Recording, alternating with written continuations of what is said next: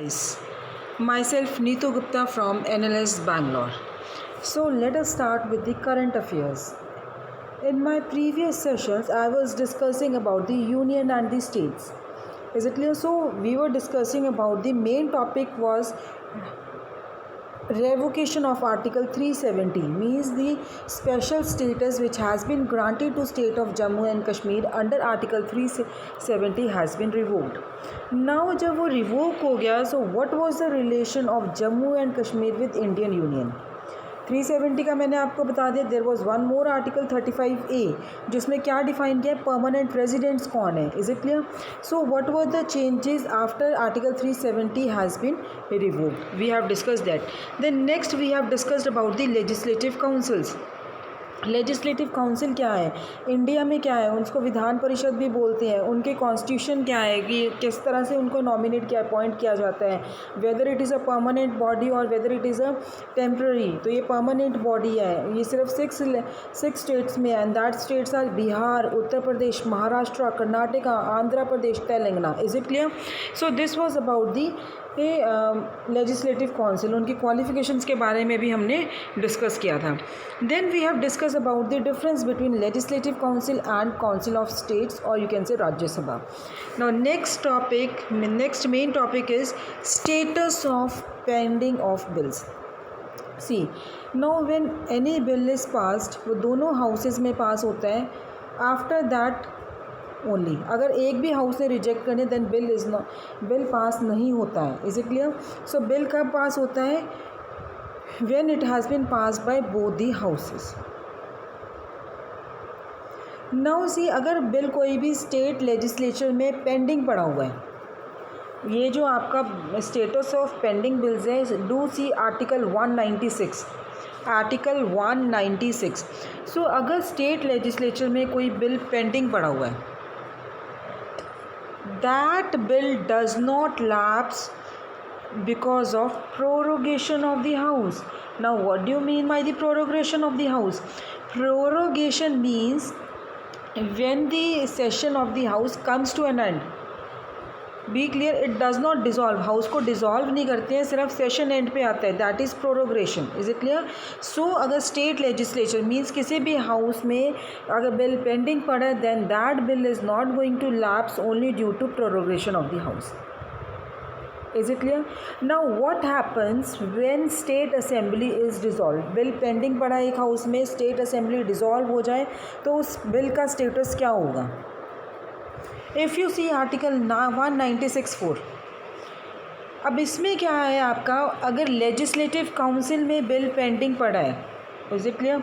Legislative council में bill pending पड़ा है, then that bill has not been passed by the legislative assembly. तो उस केस में बिल लैप्स होगा या नहीं होगा? Bill will not lapse.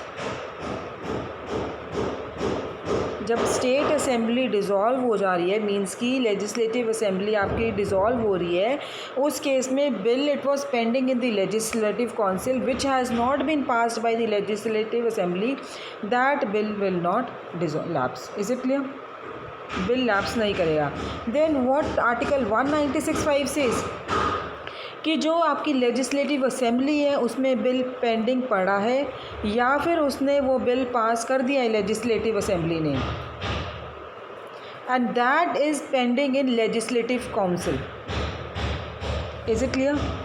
There are two things, bill pending in legislative assembly और having been passed by legislative assembly is still pending with legislative council. ठीक है? तो अब लेजिस्लेटिव असेंबली ने जब बिल बिल पास किया या नहीं किया है, एंड दैट लेजिस्लेटिव असेंबली है जो आपके डिज़ोल्व हो गया, तो बिल भी आपका लैप्स हो जाएगा. Is it clear? Now third thing is that bill has been passed by legislative council and pending in assembly.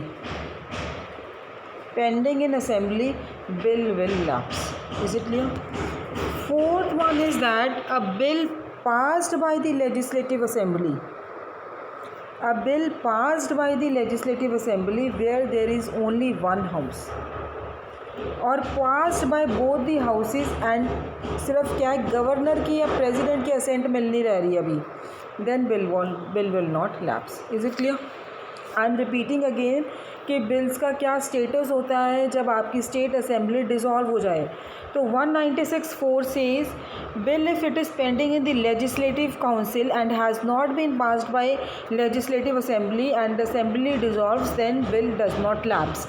Second thing is that bill is pending in the legislative assembly और having been passed is pending with the legislative council, bill lapse हो जाएगा क्योंकि assembly dissolve हो गई है। Thirdly, bill if passed by the legislative council and pending in the legislative assembly, then also bill will lapse. Lastly, a bill passed by the legislative assembly, अगर एक house है state में और अगर दो हाउसेज हैं, दोनों हाउसेज ने वो बिल पास कर दिया है बट उसके असेंट गवर्नर के असेंट या प्रेसिडेंट के असेंट चाहिए आपको, then that bill will not lapse. Is it clear? So this was the topic of status of pending of bills. Now next most important topic is restrictions on the powers of legislative council as to bills other than money bill. Is it clear? So what are the restrictions on the powers of legislative council as to bills other than money bill? Is it clear? So let us see what is their restrictions. Now अब देखो, अगर bill legislative assembly ने pass कर दिया, state legislative assembly ने bill pass कर दिया and that state is having a legislative council also, after passing the bill by legislative assembly they have transmitted the bill to they have passed the bill to the legislative council. अब legislative council ने अगर आपका bill reject कर दिया, जो legislative assembly ने bill pass किया था उसको रिजेक्ट कर दिया, या 3 मंथ्स हो गए हैं जिस दिन से बिल ले डाउन हुआ था काउंसिल के सामने, काउंसिल को के सामने आया था bill, with in 3 months they have done nothing. ठीक है, सो मोर than 3 months elapses from the date on which bill is laid before the council without the bill being passed by it. Is it clear? Thirdly, अगर council ने bill pass किया but they have pass the bill with amendments, और जो amendments उन्होंने किए हैं उससे legislative assembly नहीं एग्री कर रही है। Is it clear? Legislative assembly does not agree, then what happens? ये आपकी कंडीशंस हैं। ये देखो कि अगर बिल लेजिस्लेटिव असेंबली ने पास कर दिया है और लेजिस्लेटिव काउंसिल अगर उस स्टेट में है and they have transmitted the bill to legislative council, council ने या तो बिल आपका रिजेक्ट कर दिया या they have not done anything, they have not pass the bill and more than 3 months elapse हो गए हैं। दैन थर्डली, अगर बिल काउंसिल ने पास किया and that too with amendments, तो लेजिस्लेटिव असेंबली ने वो अमेंडमेंट्स अग्री नहीं किए। एक तो ये कंडीशन हो गई है। सेकेंड कंडीशन क्या है आपकी कि लेजिस्लेटिव असेंबली ने बिल दोबारा पास कर दिया है उसी सेशन में या फिर इन फ्यूचर और सब्सिक्वेंट सेशंस में, विद और विदाउट सच अमेंडमेंट्स जो कि लेजिस्लेटिव काउंसिल ने की थी। Is it clear? देन जो आपका ये बिल है फिर क्या होगा उसके साथ, then that bill is again transmitted to the legislative council. Is it clear? So I am repeating these 2 things again. अगर बिल लेजिस्लेटिव असेंबली ने पास कर दिया and state is having a legislative council also, then they will transmit the bill to legislative council. अब legislative council ने reject कर दिया, 3 months हो गया, they have done nothing with the bill and lastly if they have pass the bill with amendments and that amendments has not been agreed by legislative assembly. Is it clear? Second क्या है, legislative assembly ने they have pass the bill again with और without such amendments as suggested by legislative council and again they have transmitted the bill to legislative council. Thirdly, जब उन्होंने second time के लिए bill pass कर दिया assembly ने pass किया and then they have transmitted to the council, फिर भी काउंसिल ने बिल रिजेक्ट कर दिया या फिर with in 1 month they have not accepted the bill, कुछ भी नहीं किया, दे have not pass the bill more than 1 month elapses from the date on which the bill is laid before the council without the bill being passed by it. Thirdly, bill is passed by the council with amendments to which the legislative assembly does not agree. तो bill को हम क्या consider करेंगे इन situation में? Bill को हम ये मानेंगे कि बिल पास कर दिया है स्टेट लेजिस्लेचर ने. Is it clear? State legislature ने बिल पास किया. किस फॉर्म में पास किया है? जैसे कि लेजिस्लेटिव असेंबली ने सेकेंड टाइम पास किया था विद और विदाउट अमेंडमेंट, उसी तरह से हम मानेंगे उसी फॉर्म में बिल पास कर दिया स्टेट लेजिस्लेचर ने. Is it clear? तो लेजिस्लेटिव काउंसिल कितने टाइम के लिए बिल को डिले कर सकती है? बिल को पास करने के लिए डिले बाय 4 months, उससे ज़्यादा नहीं. Is it clear? So guys I am repeating again for you this topic. It is very very important. तो इसमें हमने 2 टॉपिक किए हैं. एक तो आपका किया status of pending of bills.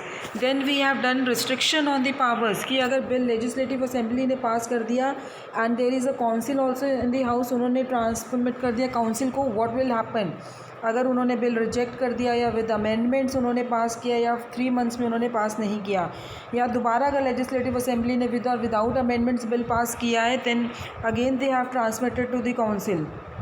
Second time भी उन्होंने बिल को रिजेक्ट कर दिया या within 1 month they have not pass the bill और they have pass the bill with amendments. Is it clear?